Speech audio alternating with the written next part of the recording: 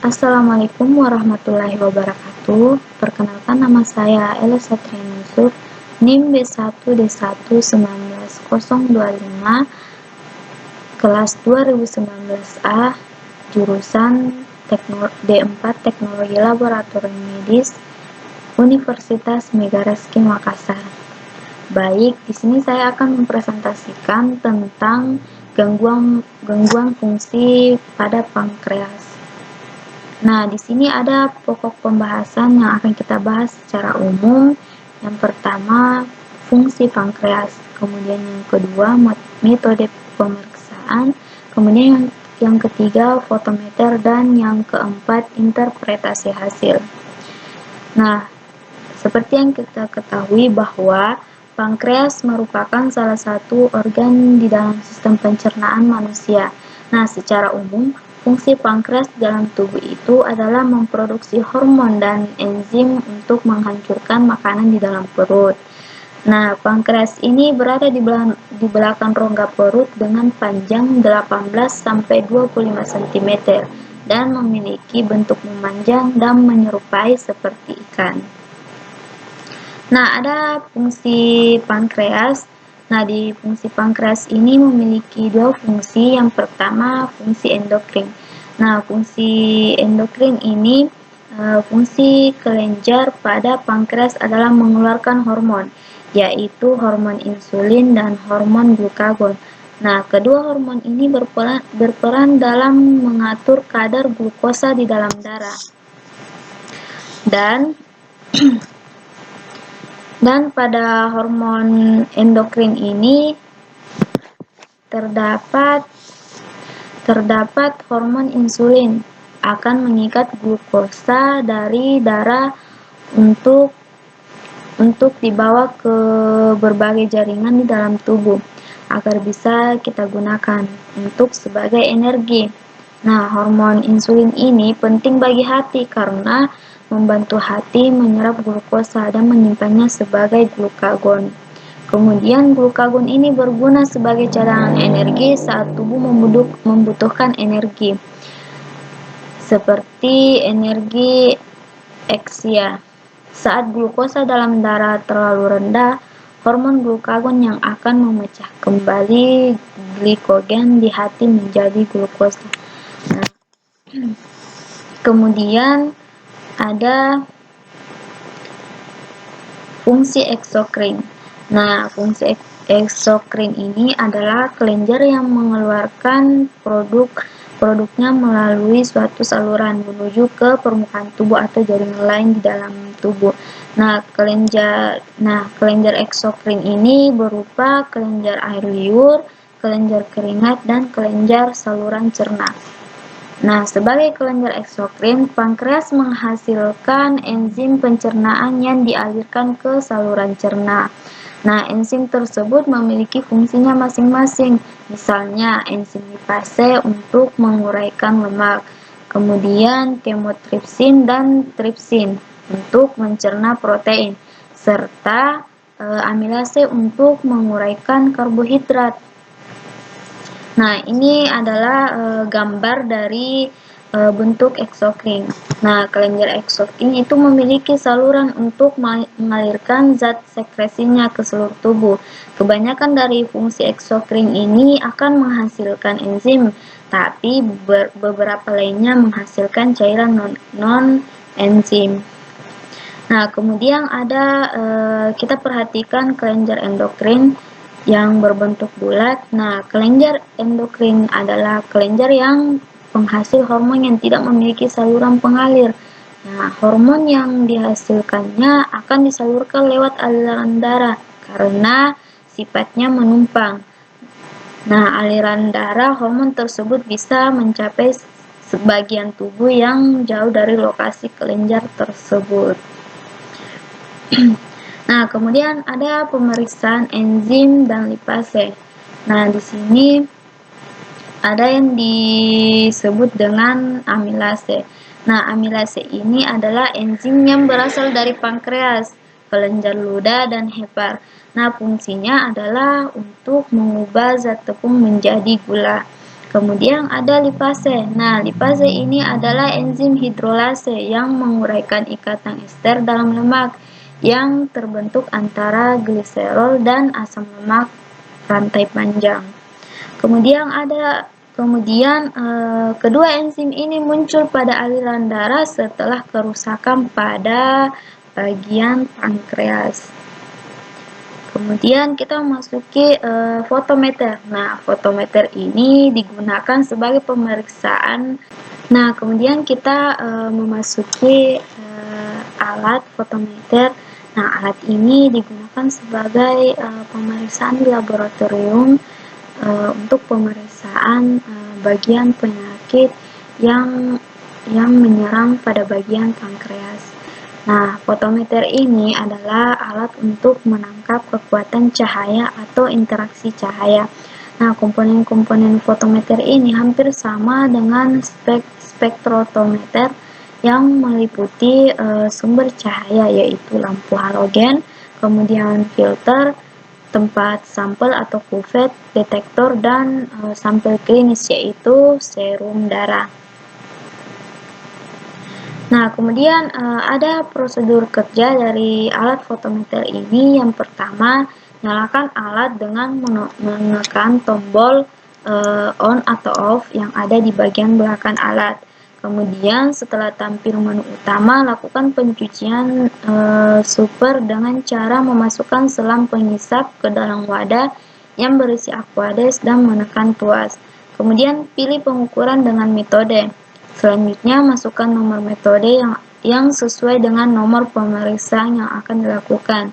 Dengan caranya, yaitu sentuh angka atau input angka yang dimaksud, lalu tekan enter. Nah, bila sudah ada angka dan tidak sesuai, hapuslah dengan mengetik sembarang angka hingga 4 digit, sehingga angka terhapus. Kemudian, masukkan angka sesuai dengan nomor pemeriksaan, lalu sentuh enter. Kemudian apabila sudah muncul ada angka namun tidak sesuai, sentuh tombol atau tambah angka sehingga keluar angka yang sesuai, lalu enter. Nah, pada bagian layar akan tampil nama operator. Pilih nama operator dengan cara sentuh tombol pilih, sehingga kursor pada posisi nama operator yang dimaksud, lalu sentuh OK. Nah, printer akan mencetak metode yang akan dilakukan pemeriksaan. Kemudian di layar akan tampil ukuran blanko, lakukan sentuh 0, lalu isapkan Aquabides. Selanjutnya di layar akan tampil ukuran blanko R, sentuh, ukur, lalu isapkan blanko ke reagen. Selanjutnya di layar tampil ukuran standar.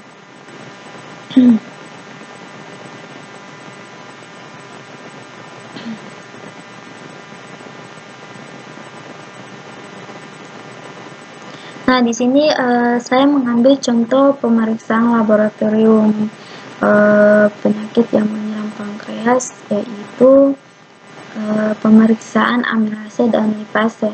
Nah, di bagian pra-analitik ini, prinsip dari pemeriksaan amilase yang tertera pada layar di sini akan diuraikan oleh enzim amilase, di mana hasilnya berupa oligosakarida akan dihidrolisa oleh A-glukosida. Nah, di sini akan menghasilkan glukosa dan penitrophenol, sehingga peningkatan penitrophenol sebanding dengan aktivitas amilase dalam sampel. Kemudian ada pemeriksaan lipase. Di bagian praanalitiknya, di sini prinsip pemeriksaan lipase ini yang tertera juga di dalam layar. Glutamik ACI 6 methyresorufin ester ditambahkan pada suhu mikro yang akan dipecah oleh lipase menjadi CO lipase dan bilai acid. Nah, di sini adapun alat tambahan yang akan digunakan, yang pertama itu alat fotometer 410 mikrolab 300. Kemudian Clinipet 20 dan 1000. Kemudian kuvet tabungkan tip bisa kuning dan biru. Kemudian tisu. Nah, adapun bahan yang akan digunakan, yang pertama itu sampel serum, yang kedua pereaksi. Nah, pereaksi ini terdiri dari PNPG 1,2 mmol per liter, kemudian glukosida 25.000 per mikroliter, kemudian glukoamilase 10.000 per mikroliter. Kemudian ada larutan NaCl 5 mmol per liter, kemudian CaCl2 1 mmol per liter. Kemudian pH yang digunakan di sini pH 7,2. Nah, kita akan memasuki cara pemeriksaan ini. Yang pertama, disiapkan alat dan bahan yang akan digunakan. Kemudian yang kedua, dipipet ke dalam tabung sebanyak 20 mikroliter larutan pereaksi. Kemudian selanjutnya ditambahkan 1000 mikroliter larutan pereaksi, dicampur sampai terhomogen.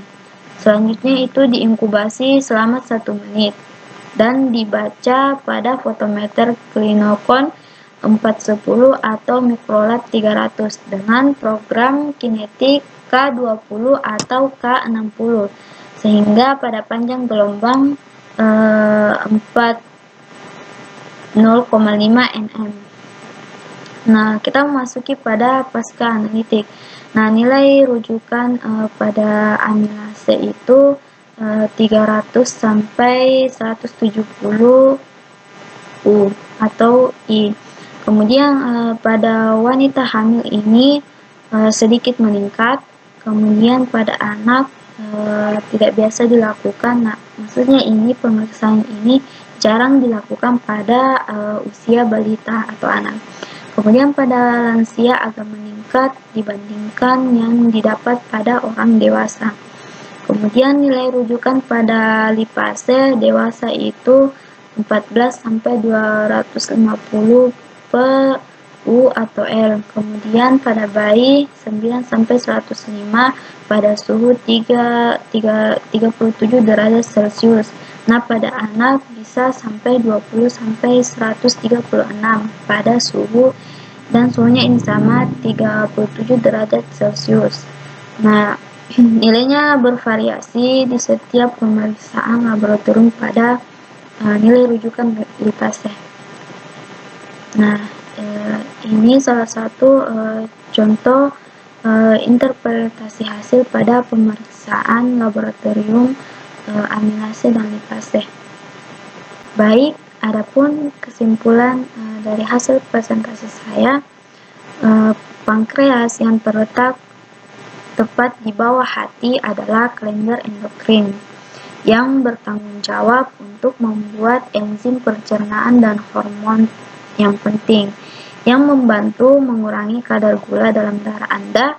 Nah, pankreas sering terpengaruh oleh penyakit dalam hati dan ginjal, namun gejalanya seringkali sangat lambat ditunjukkan. Sekian presentasi dari saya, lebih dan kurangnya mohon dimaafkan. Sekian dan terima kasih. Assalamualaikum warahmatullahi wabarakatuh.